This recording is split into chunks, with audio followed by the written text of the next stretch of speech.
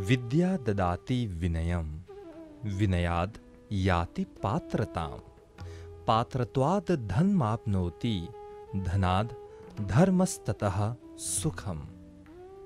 विद्या से विनय, विनय से योग्यता, योग्यता से धन, धन से धर्म एवं धर्म के पालन से सुख की प्राप्ति होती है। विद्या ग्रहण करना हर मनुष्य का धर्म होता है और सांस्कृतिक त्योहारों के माध्यम से मनुष्य अपने धर्म तथा संस्कृति के बारे में ज्ञान प्राप्त कर सकता है। इसका एक ज्वलंत उदाहरण है होली त्योहार। होली रंगों का त्योहार है, यह प्रेम का प्रतीक है। मॉरिशस में होली को बहुत भव्य तरीके से मनाया जाता है और चूँकि यह रंगों का त्योहार है, इससे प्रेम, मैत्री, सहिष्णुता सब बढ़ते हैं। होली के जो महोत्सव है उधर 40 दिन पहले से शुरू हो जाला और वसंत पंचमी के लुकाजों से शुरू होगा। जैसे कि हमी के पुरनिया लोग चौताल बोल दिलों सर, चलो चौताल बजावे। मैं चौताल बजबे नहीं करेला होली के अवसर पर। 3 गो ताल बजेला, दीपचांदी, दादरा, कहरवा। ई नहीं देखल जाला कि ई तनी गरीब है, ई तनी धनी है, कि ई तनी एजुके है, ई कि ई पढ़ले नहीं बा, हौ पढ़ल बा। सब कोई मिलजुल के हौ दिनवा अपन रंग संगे खेलेलन सन। होली त्योहार अपने आप में एक पूर्ण त्योहार है जिसमें लोक संस्कृति के साथ साथ हिंदू धर्म अनुसरण की झलक मिलती है तथा अपनी पौराणिक कथाओं के साथ साथ जीवन जीने की सही पद्धति मिलती है। चलिए होली त्योहार तथा उनके सांस्कृतिक पहलू पर प्रकाश डालते हुए आप सभी का हम स्वागत करते हैं फगुआ के रंग होली के संग त्योहार में। आर्यों ने ऐसी होली मनाई, आर्यों ने ऐसी होली मनाई, आर्यों ने ऐसी होली मनाई। चाहूं दिश से सज्जन सब आए, बैठे सम्मत बनाए, गावत वेद अतीनी को, ध्यावत यश पगराई। अगम गनी जाकी है भाई, अगम गनी जाकी है भाई, आर्यों ने ऐसी होली मनाई। होली त्योहार की शुरुआत आर्यों से हुई, जहां हर्ष और उल्लास के साथ रंगों से खेलते थे और गायन तथा वाद्य यंत्रों से कृष्ण, राम तथा शिव का गुणगान किया करते थे। माहौल बहुत ही सुखमय था। छोटे से बड़े तक सब एक साथ मिलकर एक ही रंग में रंग जाते थे। रंग सब सजन आए, आर्यों ने ऐसी होली मनाई, आर्यों ने ऐसी होली मनाई। मॉरिशसीय हिंदी साहित्य के इतिहास ने भी यही प्रमाण दिया है कि होली त्योहार समाज में एकता, एकमत तथा सद्भावना लाता है। शायद इसीलिए कवि गणेशी ने अपनी होली नामक कविता में आर्यों ने किस प्रकार से होली मनाई इसका बखान किया और यही होली कविता मॉरिशसीय हिंदी साहित्य की प्रथम प्रकाशित हिंदी कविता मानी गई। ऐसी होली मनाई, आर्यों ने ऐसी होली मनाई। बिछवाना जैसे गणेशी की कविता में इस बात का उल्लेख किया है कि आर्यों ने किस प्रकार से होली मनाई, इसका तात्पर्य यह है कि होली त्योहार एक प्राचीन त्योहार है। राम के जीवन काल से लेकर कृष्ण की लीलाओं में साफ साफ बताया गया है कि किस प्रकार के उल्लास और हर्ष से उन लोगों ने होली मनाई। आर्यों ने ऐसी होली मनाई, आर्यों ने ऐसी होली मनाई। सबसे पहले हमें होली जो त्यौहार है यह एक पैतृक संपत्ति के रूप में मिला है और यह त्यौहार 1834 से जब हमारे पूर्वज यहाँ पर काम करने आए थे तब से उनके साथ यह त्यौहार आया है। चूँकि बहुत सारे त्यौहार हम मॉरिशस में मनाते हैं, होली उनमें से एक बहुत रंगीन त्यौहार है। हमारे पूर्वज अपने सांस्कृतिक धरोहर को बड़े प्यार से संजो कर लाए थे और हम भी धीरे धीरे करके इस त्यौहार को लगातार पीढ़ी दर पीढ़ी मनाते रहे हैं।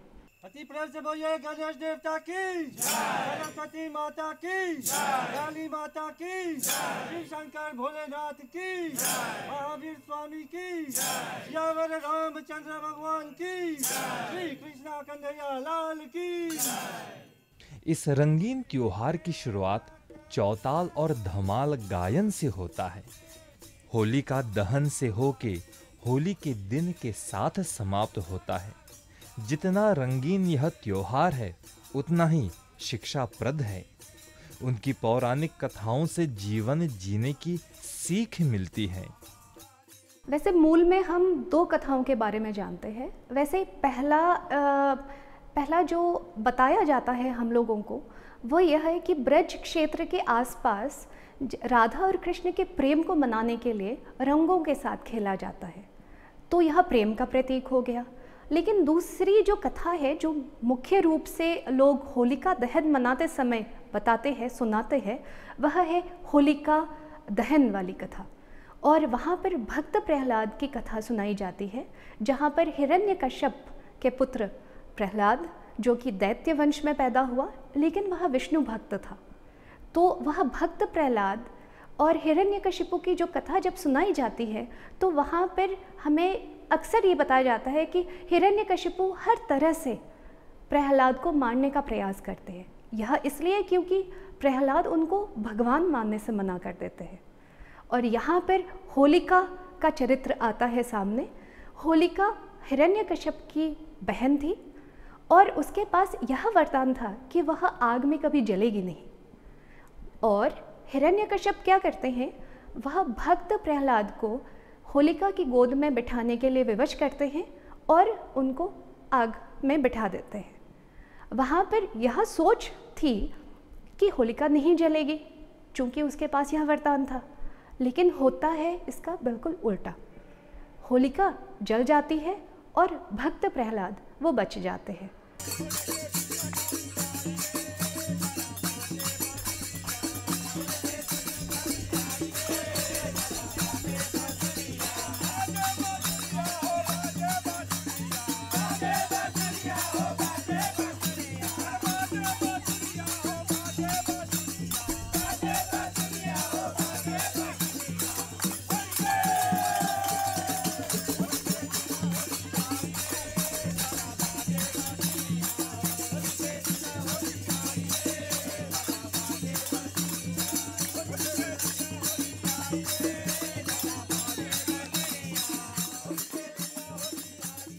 होली त्योहार की शुरुआत तथा उसकी तैयारी 40 दिन पहले आरंभ हो जाती है।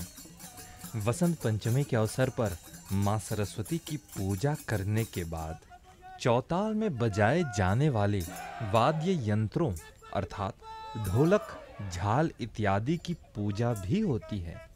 फिर इन सब वाद्य यंत्रों को एक साथ बजाया जाता है। इसको ताल ठोंकाए कहा जाता है। उसके बाद होली चौताल और धमाल गाया जाता है। वातावरण होलीमय हो जाता है।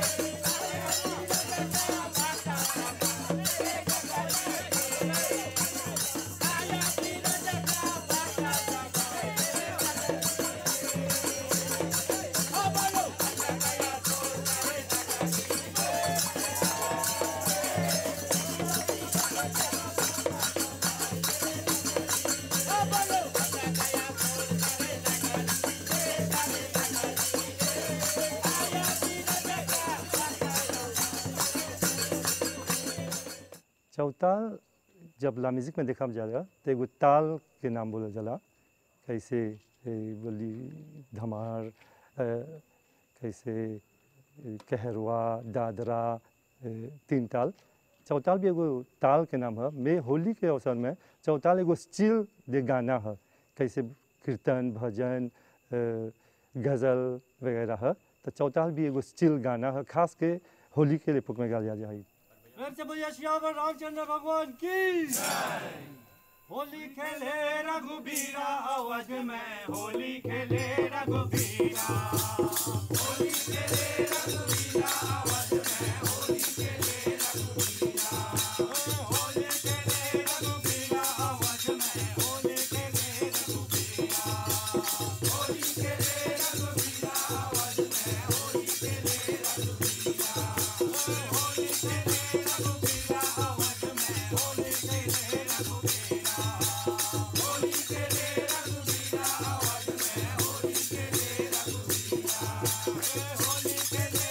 रघुबीरा अवध में, होली खेले रघुबीरा, होली खेले रघुबीरा अवध में, होली खेले रघुबीरा, होली खेले रघुबीरा अवध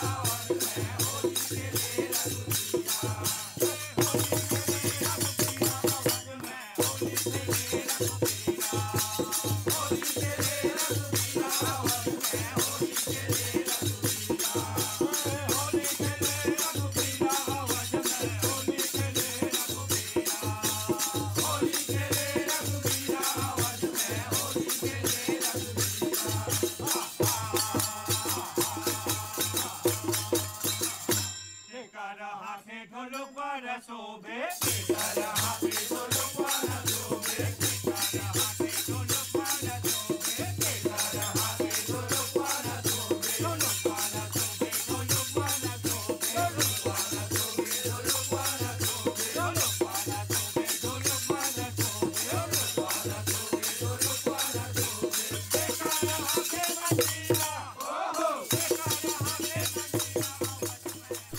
चौताल उ बजबे नहीं करेला होली में।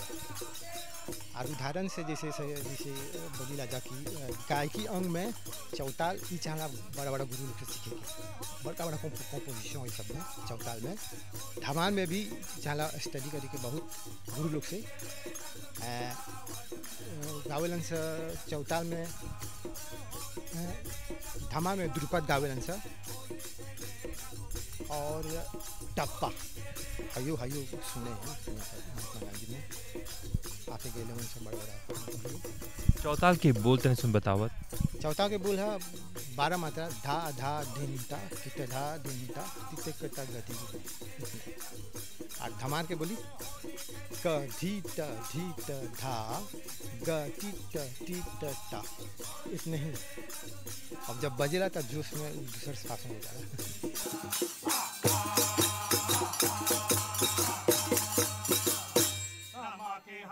ढोलक बरसोभे, रामा के हाथे ढोलक बरसोभे, रामा के हाथे ढोलक बरसोभे, रामा के हाथे ढोलक बरसोभे, ढोलक बरसोभे, ढोलक बरसोभे, ढोलक बरसोभे, ढोलक बरसोभे, ढोलक बरसोभे, ढोलक बरसोभे, ढोलक बरसोभे, ढोलक बरसोभे, जगमग हाथे मंजीरा, ओहो जगमग हाथे मंजीरा, होली खेले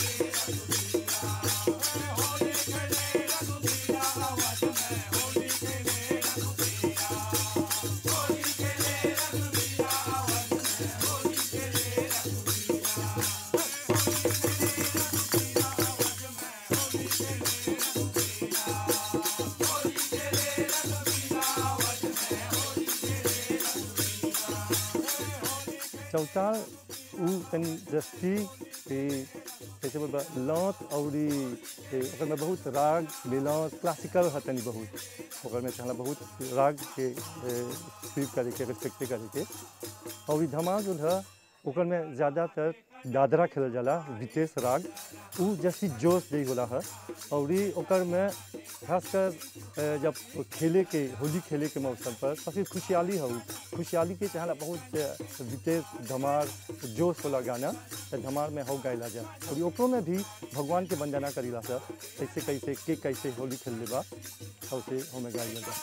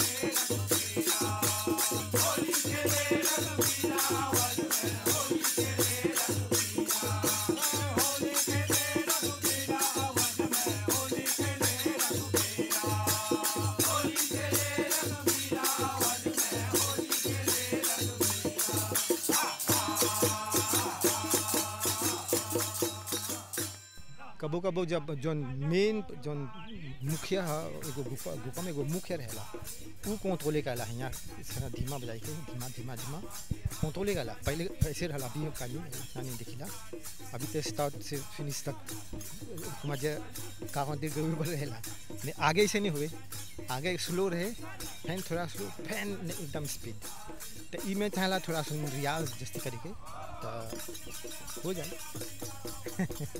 उंगली सब थक जा उंगली नहीं उंगली इस्तेमाल नहीं होला उतना ज़्यादा हाई किसी वजह से थाप दोनों थाप से चलेगा उंगली बहुत कम इस्तेमाल होगा और कबो कबो गोते बीस से गला गोते बाजाओ हाई हम देख लें पुराने लोग के गोते बाजाओ इस्तेमाल कर रहे हैं ई काहे जैसी अर्कस के बजी ना पहले तो सुनो जा सुने रहा अब सुनो जा चलाल बाटे पहले जहाँ जाता सक मजे तनी उतना जोशवा नहीं मिलता अब रोटियाँ से बढ़िया से आवाज़ भी चाहला जोशीला रही हाँ कैसे बोल रहे हैं मैं 3 गो बोली ना पूर्णिमा में दीपचंदी चला फिर दादरा आवेला फिर फिनाल में कहरवा जाला तो कहरवा में जस्ती स्पीड पे सब कोई मजा एगो लेवल बल चला आवेला तब फिर ओके इसी में तिहाई दे के फिर दूसर अथी लेवल से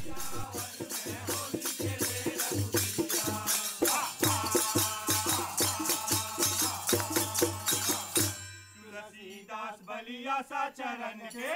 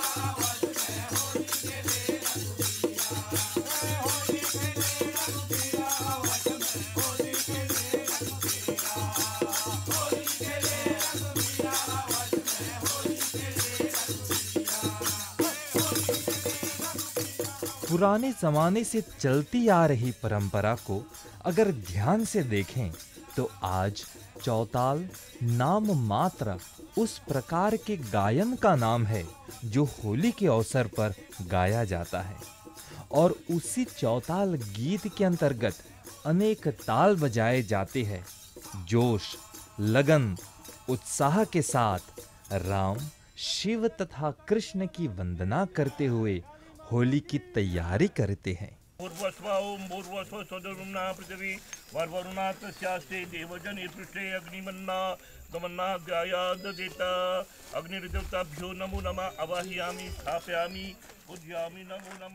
होली खुशी का त्योहार है, रंगों का त्योहार है, मानव जीवन को मनाने का एक माध्यम है। तनावग्रस्त जीवन में होली त्योहार औषधि का काम करता है। होली की समाप्ति उसी दिन नहीं होती, बल्कि एक सप्ताह बाद होती है।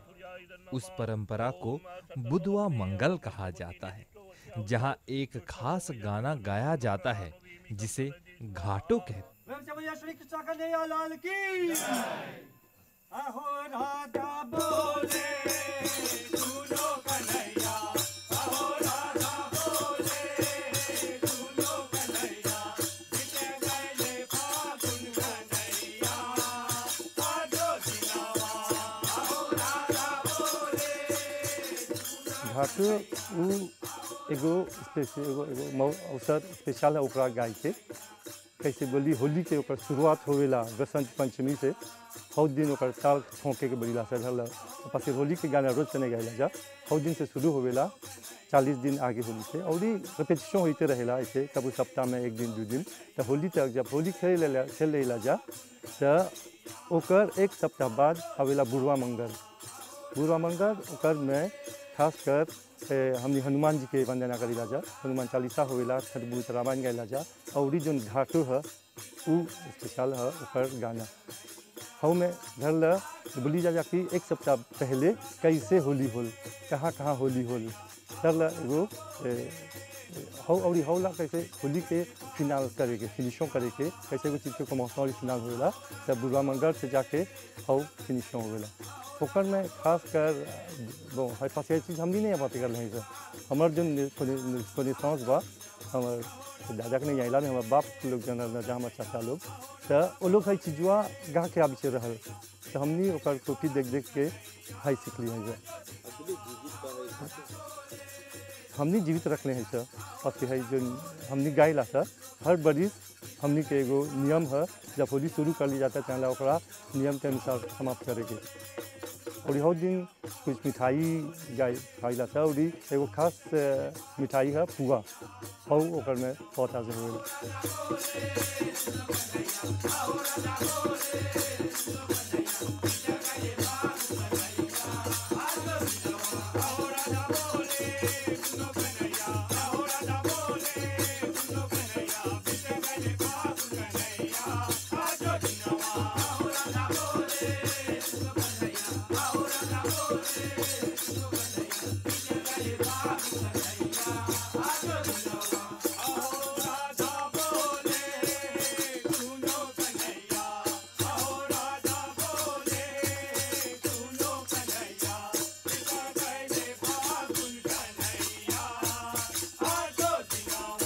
हमर कतीन जब होली आवेला तो हमर दिमाग में है कि होलिका दहन।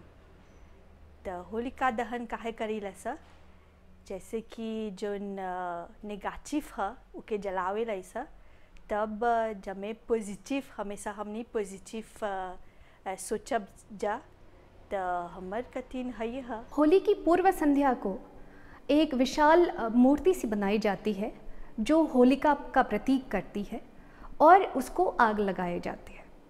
और आग लगाने के बाद सभी लोग हर्ष के साथ यह जताते हैं, यह लोगों को बताते हैं कि बुराई पर अच्छाई का विजय हुआ। अर्घगृहान देवीटा गंधा पुष्पाक्षय सह करुणा करु मे देव प्रसन्नो भव सर्वदा, प्रसन्नो भव सर्वदा, प्रसन्नो भव सर्वदा।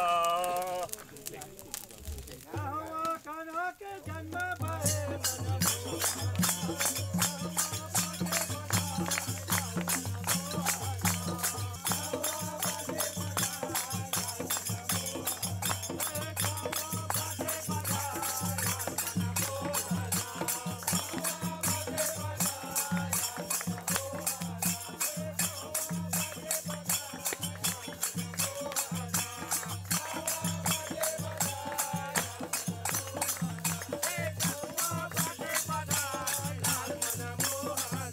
साल मार्च की 21 तिथि को होली त्योहार मना रहे हैं। इसी संदेश के साथ समाप्ति की ओर बढ़ते हैं। आपस में शत्रुता और भेदभाव को भुलाकर मित्रता को बढ़ावा देते हैं, एकता का प्रचार करते हैं। इसी संदेश के साथ आप सभी को हमारी ओर से रंगों का त्योहार होली त्योहार मंगलमय हो।